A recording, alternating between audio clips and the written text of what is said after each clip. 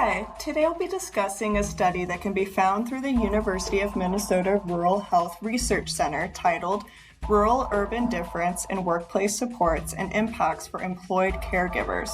This study examines rural-urban differences in employed caregivers' access to workplace supports, negative impacts of caregiving on work, and the association between work and caregiver strain, which can have a negative impact on health.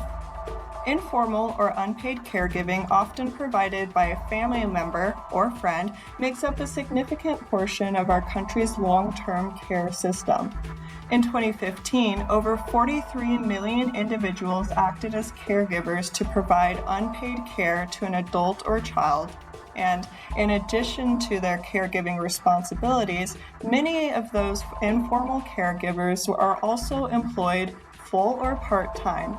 Informal caregiving, while being employed, requires caregivers to juggle multiple responsibilities, often leading to the potential for work-family conflict. This study found that employed rural caregivers had significantly fewer workplace benefits available to them compared with urban caregivers.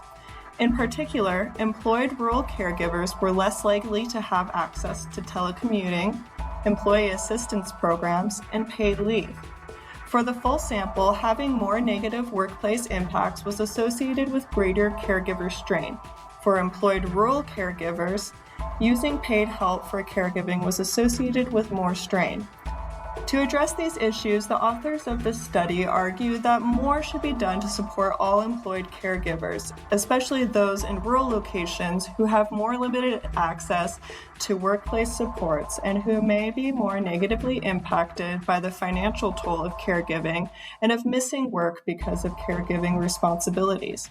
Interventions could range from employer-initiated programs to local, state, or national policies to improve supports provided to employed caregivers in urban and rural areas.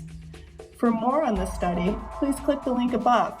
For more studies like this, visit the University of Minnesota Rural Health Research Center website.